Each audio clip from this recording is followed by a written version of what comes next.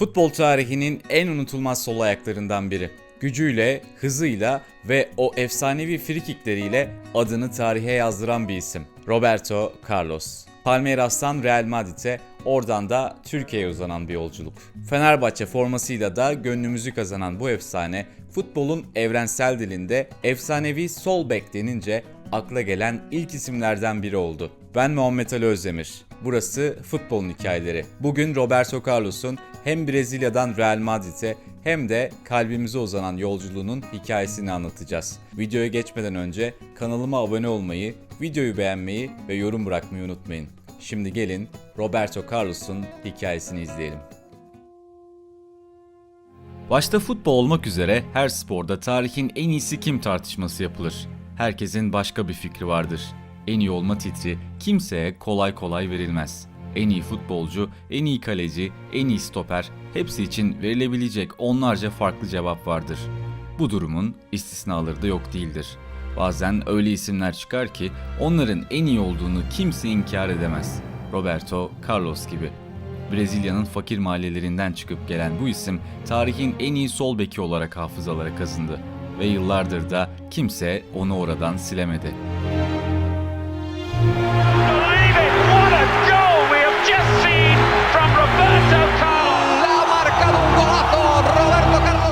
Roberto Carlos looking for the bend.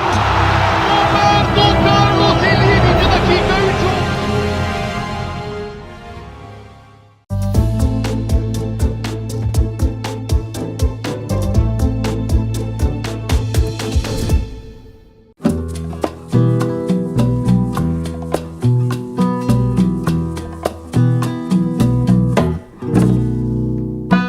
Roberto Carlos 10 Nisan 1973 tarihinde São Paulo yakınlarındaki Garça kasabasında dünyaya geldi.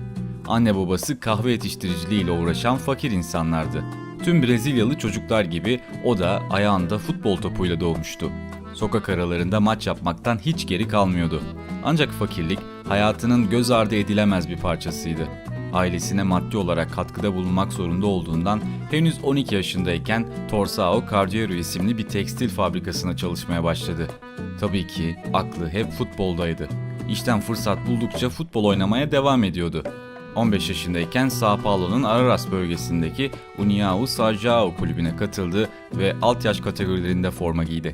1991 yılında aynı kulüpte profesyonel oldu. 1992 yılı hayatının dönüm noktalarından biriydi. Düşük seviye bir kulüpte oynamasına ve genç yaşına rağmen Brezilya milli takımına davet edildi. 26 Şubat'ta Brezilya ile Amerika Birleşik Devletleri arasında oynanan ve Brezilya'nın 3-0'lık galibiyetiyle sonuçlanan hazırlık maçında 90 dakika sahada kaldı. Henüz 19 yaşındayken, üstelik São João gibi düşük profilli bir takımda forma giyerken milli formayı sırtına geçirmesiyle gözler onun üzerine çevrildi. Özellikle Brezilya'nın köklü kulüpleri onun peşine düştü ve Ağustos ayında kiralık olarak Atlético Mineiro'nun yolunu tuttu.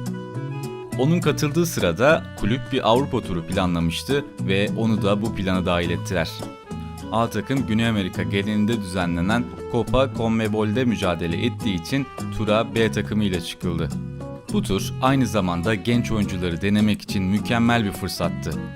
Genç futbolcu İtalya'daki ilk 2 maçta forma giyemese de İspanya'da Lleida maçında forma giydi.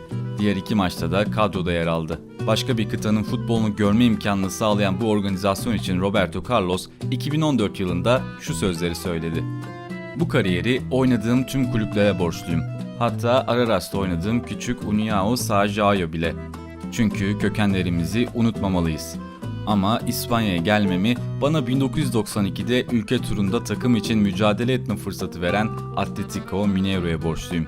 Bu yüzden bunu net bir şekilde ifade ettim. Avrupa'nın kapılarını bana açan bu kulübe teşekkür ediyorum.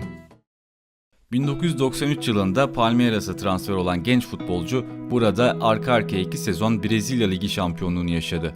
Gösterdiği performansla 2 şampiyonlukta da büyük pay sahibi olan sol bekin artık Avrupa kıtasına yelken açacağı kesin gibiydi. Brezilya'daki görevlerini tamamlamıştı. Avrupa'da birçok kulüp onun peşindeydi. Aston Villa bu transferde önemli bir aşama kaydetmişti. İş sadece imzaya kalmıştı ki Carlos bir anda kararını değiştirdi ve Inter'e transfer oldu.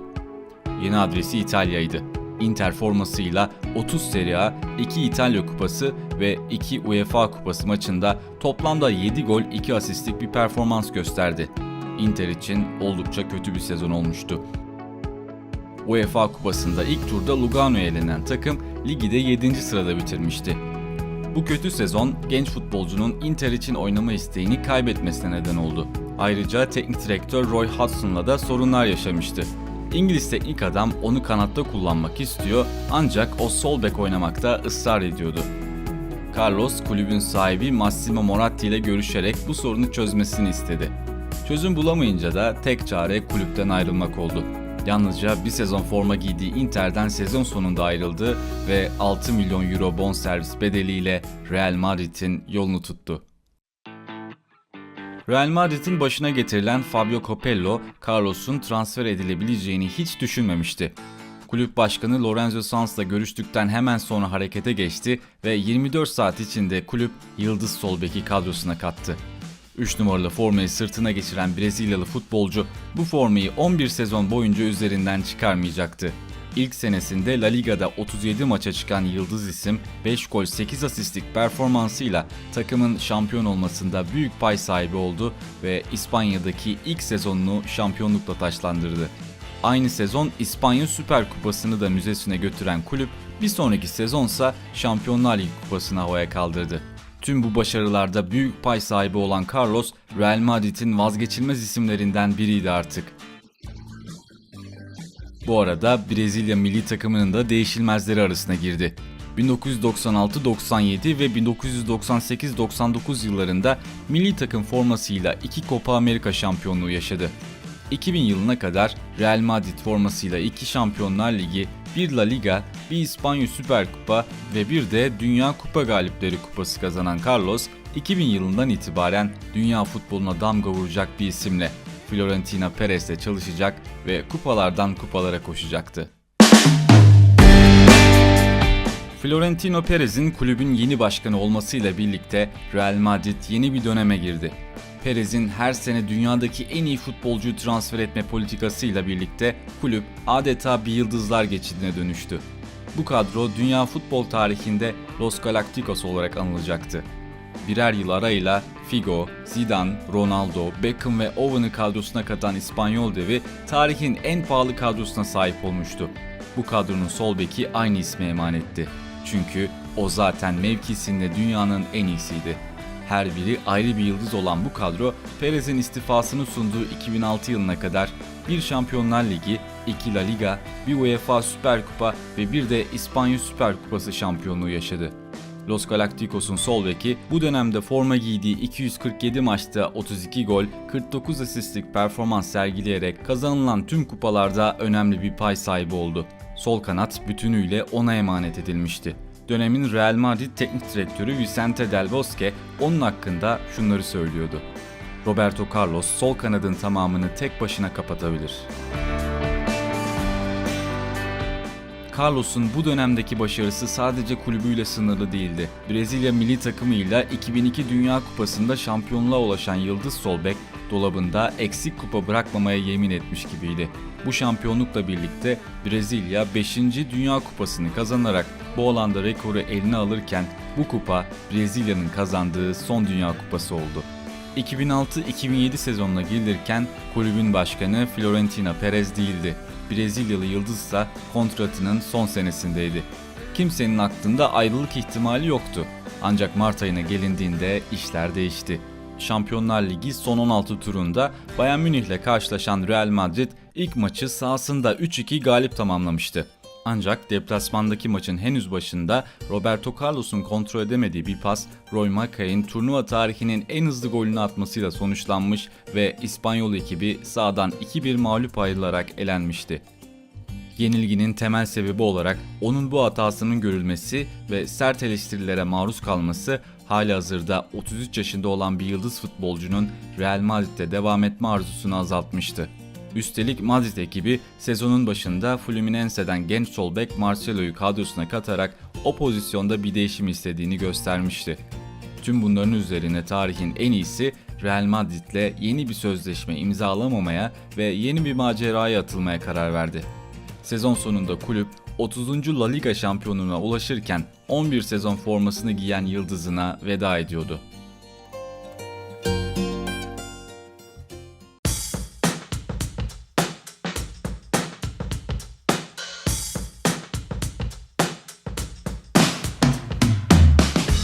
Takvimler 19 Haziran 2007 tarihini gösterirken Türk futbol tarihinin en çarpıcı transferlerinden birine imza atılıyordu.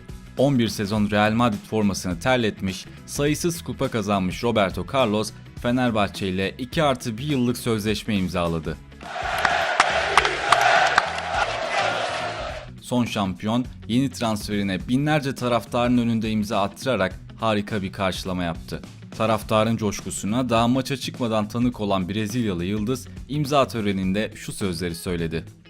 "Bu formayı giyeceğim için çok gururluyum. Burada bulunacağım seneler içerisinde bütün kupalara talibiz. Rüyam geçen seneki mutluluğunu kat kat arttırmak ve bu formayla UEFA Şampiyonlar Ligi'ni kazanmak." Fenerbahçe formasıyla çıktığı ilk maçta Beşiktaş'ı 2-1 mağlup ederek Süper Kupayı kaldırmayı başardı. İlk sezonunda ligde 22 maçta forma giyen efsane futbolcu 2 gol 2 asistlik bir katkı sağladı ve Fenerbahçe sezonu Galatasaray'ın ardından 2. sırada tamamladı. Yıldız futbolcunun ligin 3. haftasında Sivasspor'a attığı kafa golü Fenerbahçe formasıyla kaydettiği ilk gol olurken kariyerinin 3. kafa golü olarak kayıtlara geçti. Bir sonraki sezon Fenerbahçe ligi 4. sırada tamamlarken Yıldız sol bekinden tüm kulvarlarda 7 gol 7 asistlik katkı aldı. Üstelik bu sefer tüm lig sezonunda yalnızca 2 maç kaçırarak 32 maçta forma giymişti. Sezon bitiminde sözleşmesindeki 1 yıllık opsiyon kullanıldı ve Fenerbahçe formasıyla 3. sezonunda 1 gol 1 asistlik performans göstererek Sarı Lacivertli kulübe veda etti. Fenerbahçe kariyerinde en çok forma giydiği ikinci kulüp oldu ve öyle de kaldı. Fenerbahçe macerasının ardından hikayesinin başladığı yere Brezilya'ya geri döndü.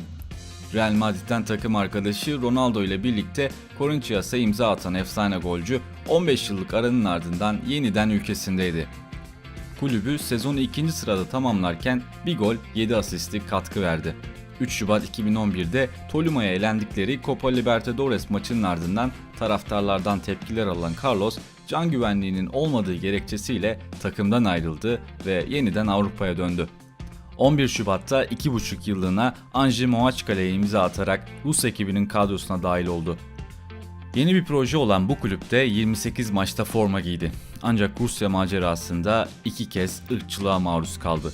2011 yılının Mart ayında Zenit karşılaşmasında bir taraftarın kendisine doğru muz atmasıyla ilk defa yaşadığı ırkçı saldırı Haziran ayında Krylia Sovetov maçında tekrar etti ve bir taraftar onun bulunduğu bölgeye doğru muz fırlattı. Anji'den ayrıldıktan sonra futbolu bırakan Roberto Carlos kulübün yönetim kadrosuna dahil oldu. Birkaç ay bu pozisyonda görev aldıktan sonra Real Madrid'e gençlik gelişim koordinatörü olarak dönen Brezilyalı yıldız bu görevi de fazla sürdürmedi. Ekim 2012'de Anji'ye bu kez yardımcı antrenör olarak döndü. Ancak Mayıs 2013'te bu görevinden ayrılarak yeniden Türkiye'nin yolunu tuttu. Sivasspor'a teknik direktör olarak imza atması filmlere bile konu olurken Türk futbol severlerde yeni bir heyecana sebep oldu. İlk teknik direktörlük tecrübesini Türkiye'de yaşayacak olması taraftarlarda merak uyandırıyordu. Yaklaşık 1,5 sezon çalıştırdığı Sivasspor'un başında 59 maça çıkan çiçeği burnunda teknik direktör maç başına 1,32 puan ortalaması yakalayabildi. Aralık 2014'te Sivasspor'la yollarını ayırdıktan bir ay sonra bu kez başka bir Süper Lig ekibi Akhisar'ın başına geçti. Ege ekibiyle 20 maçta 1,1 puan ortalamasına ulaşabilen Brezilyalı teknik adamla sezon başında yollar ayrıldı. Ancak hikayesi elbette böyle bitmedi. 2015 Temmuz'unda Hindistan'ın Delhi Dynamos takımına oyuncu teknik direktör olarak imza attı. Takımın başında 14 maça çıkan yıldız isim kendisini bir kez ilk 11'de başlattı ve 2 kez de sonradan oyuna dahil etti. 3 Kasım 2015 tarihinde North East United karşısında sahaya çıktığı maç kariyerinin futbolcu olarak son maçı oldu. 15 Aralık 2015'te ise aynı kulüpte teknik direktör olarak son kez maça çıktı. Bu tarihten sonra bir daha onu ne sahalarda ne de kulübede göremedi futbol severler. Aşırı hızı, bitmek bilmeyen enerjisi, sert şutları, falsolu frikikleri, güler yüzü, kısacası her şeyiyle futbol severlerin aklına kazınan bir figür oldu Roberto Carlos.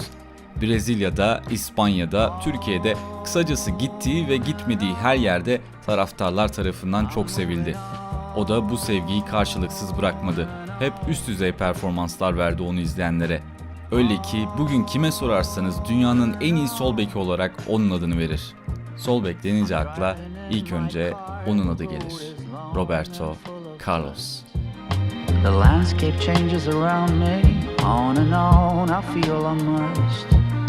Whatever happened to me, happened for my highest good. I read that in so many books, now it's almost understood. I'm moving on and on. İşte Roberto Carlos'un hikayesi böyleydi. Güç, tutku ve sınır tanımayan bir inancın hikayesi. Eğer bu hikayeyi beğendiysen Futbolun Hikayeleri kanalına abone olmayı, videoyu beğenmeyi ve bir sonraki videolarda kimin hikayesini duymak istediğini yorumlara bırakmayı unutma. Bir sonraki hikayelerde görüşmek üzere. Şimdilik futbolun hikayelerinden hoşça kalın.